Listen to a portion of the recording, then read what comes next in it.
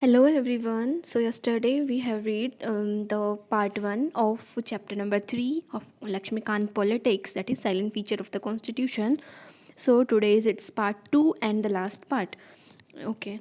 So after that, after what we read yesterday, there is a table 3.1 that is showing about Constitution of India at a glance, means all the subjects and matters are written, and the article number is also written in the front of every the subject and matter, right? Then there is table number 3.2, and then 3.1, then 3.2, in which shows the article and what it deals with, right? Then comes table number 3.3, that shows about the schedules and what the schedules are saying. Then come table 3.4, and that is the source of constitution and features it borrowed, that have the source of constitution and the feature it borrows. Then come cooperation societies, which we gonna read today. Okay, so all these tables, just read them once, because there is nothing to explain about them, right?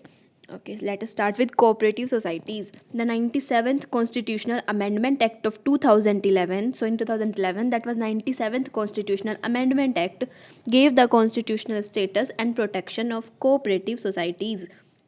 In this context, it made the following three changes in the constitution. It made the right to form cooperative societies and fundamental rights. That was in Article 19. So in 97th Constitutional Amendment of 2011, that have made three changes. That is, first, it gave the right of cooperation societies, that is Article 19. It included new directive principle of state policy and promotion of cooperative societies, that is Article 43b. It added a new part 9b in the constitution, which is entitled as the cooperative societies, and the article is 243zh and 243zt. The new part 9b contain various provinces to ensure that the cooperative societies in the country function in a democratic, professional, autonomous, and economically sound manner. It empowers the parliament in respect of multi state cooperative societies and the state legislature in respect of the cooperative societies to make the appropriate laws. Now, what the new part of 9b contains is that it ensures the cooperative societies in the country functions in democratic, professional, and autonomous and economically manner. It empowers the parliament in respect of multi-state cooperative societies and the state legislature in respect of the cooperative societies to make the appropriate laws. Then comes criticism of the constitution. The Constitution of India, as framed and adopted by the Constituent Assembly of India, has been criticized on the following ground. First is a borrowed constitution. The critics opined that the Indian constitution contained nothing new and original. They say that Indian constitution contained nothing new and original because Indian constitution is borrowed from the other constitution. They describe it as borrowed constitution, or a bag of borrowing, or a hodgepodge constitution, or a patchwork of several documents of the word constitution. However, this criticism is unfair and illogical. How?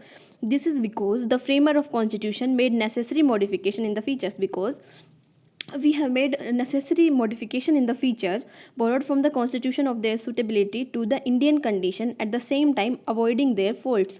So the one who critiques our constitution by saying that it is a borrowed constitution, or a bag of borrowing, or a hodgepodge constitution, or a patchwork of several documents, that is unfair or and illogical, because the framer have made so much differences and modification in the features borrowed from the other constitution, just seeing the suitability of Indian condition. While answering the above criticism in the Constituent Assembly, Dr. B.R. Ambedkar, the chairman of drafting committee, said, "One like to ask whether there can be anything new in the constitution frame at this hour in the history of world. More than 100 years have rolled over when the first written constitution was drafted." So Dr. B.R. Ambedkar, who was the chairman of drafting committee, said that there are more than 100 years that have rolled over the first written constitution is drafted. It has been followed by many countries reducing their constitution to writing. Yes, what the scope of a constitution should has been long been settled. Similarly, what are the fundamentals of the constitution are recognized all over the world. Given these facts, all constitution in their main provinces must look similar. So he said that all the constitution just look similar in these preferences.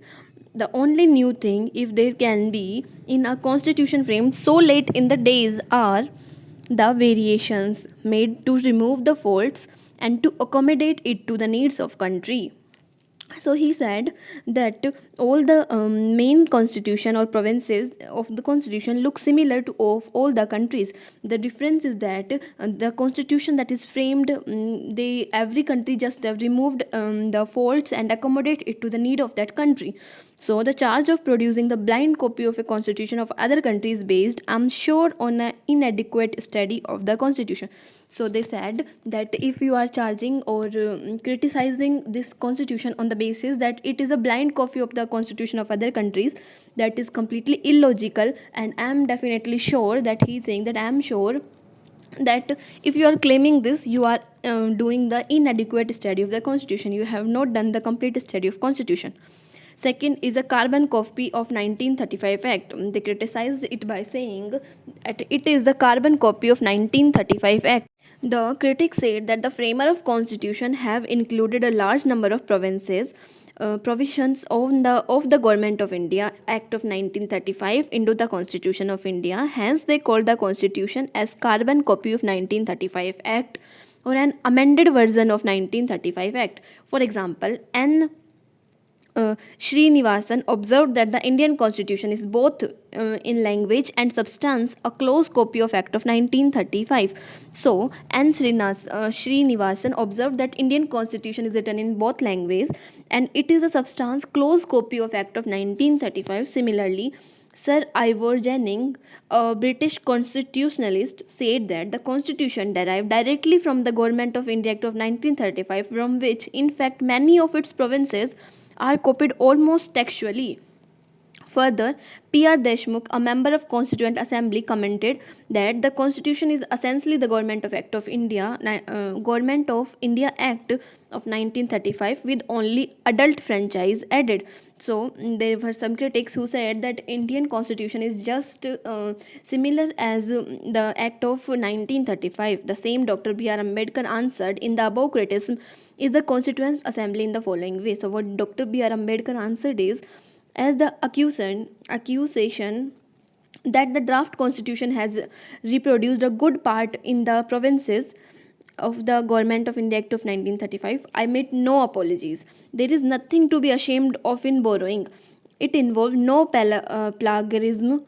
Nobody holds any patent right in the fundamental right of constitution. What I'm sorry about is that the provision taken from the Government of India Act of 1935 relate mostly to its detail of administration. So what Dr. B.R. Ambedkar said is that yes, our Indian Constitution Act is similar to the Government of India Act of 1935, and I made no apologies to this because there is nothing because there is nothing ashamed of in borrowing. It involves no plagiarism. Nothing holds any patent right. So he said, what I'm sorry about is that it is taken from the Government of India Act of 1935, relate mostly to the details of administration. Then the third is un-Indian or anti-Indian. So the criticism says that is un-Indian or anti-Indian. According to the critics, the Indian constitution is un-Indian or anti-Indian because it does not reflect the political traditions and the spirit of India. So they said that the foreign nature of the constitution make it unsuitable to the Indian situation or unworkable in India. In this context, K.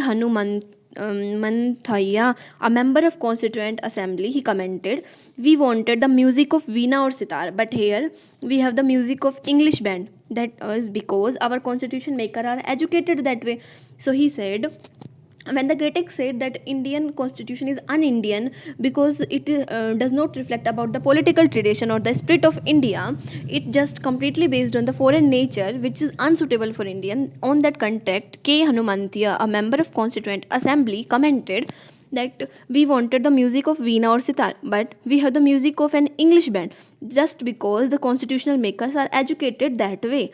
Similarly, Lokantya Mishra, another member of Constituent Assembly, criticized the constitution as a slavish imitation of the West, much more a slavish surrender to the West. Further, Lakshmi Narayan Sahu, also a member of Constituent Assembly, observed The ideals on which the draft constitution is framed have no manifest relation to the fundamental spirits of India.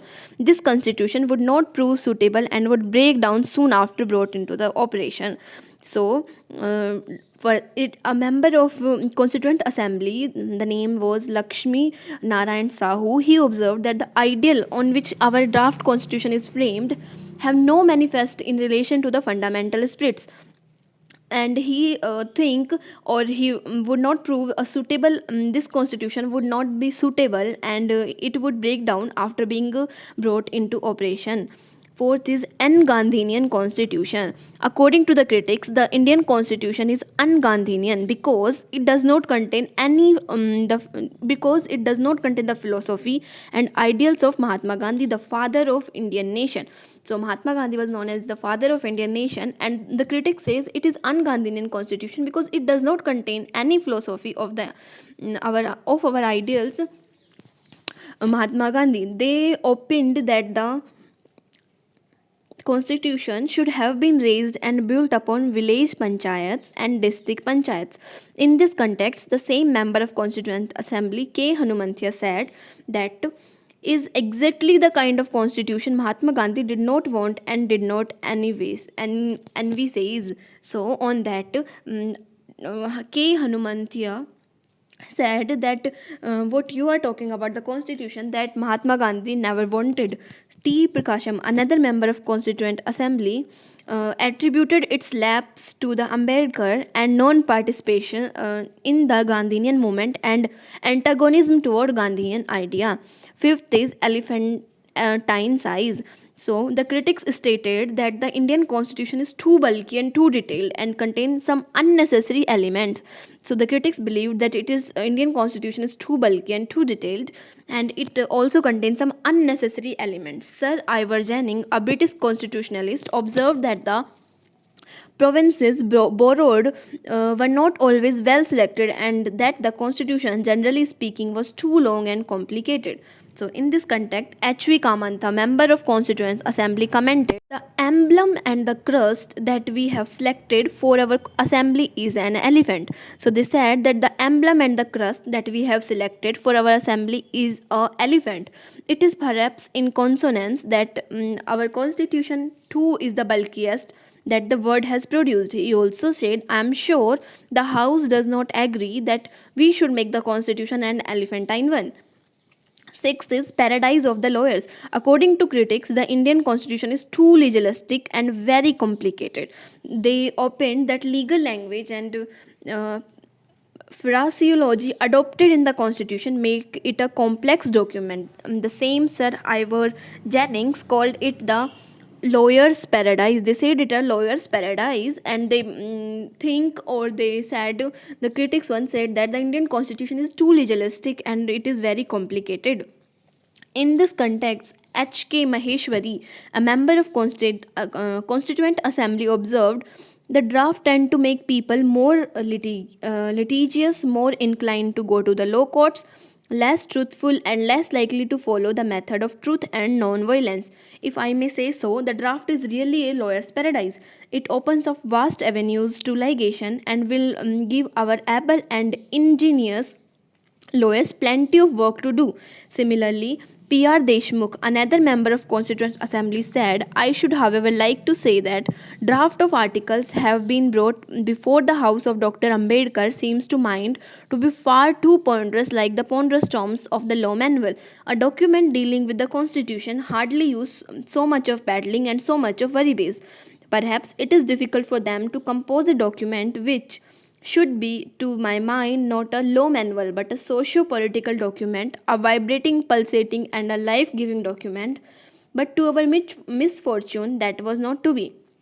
And we have been burdened with so much words which could have been easily eliminated. So P.R. Deshmukh, he was also a member of Constituent Assembly. He observed that I should say that the draft of article is when it have been brought to the House of by Dr. Ambedkar, it seems to be mind far too ponderous, like the ponderous tomes of the law manuals. a document dealing with the constitution hardly uses so much of paddling. That is, they in our constitution uses so much of words, so much of hard words. And they said is that upon rust terms of the law manuals, like the terms which are used in the law manuals, right? So they said that to our misfortune that was not to be, and we have been burdened with so much of words and words which could have been easily eliminated. Okay, so this is all for today. The chapter third of Lakshmikant Politics is also completed. Thank you so much for watching. Telegram channel link is in the description. Go and check it out. And don't forget to like the video, comment, and subscribe to the channel. Thank you.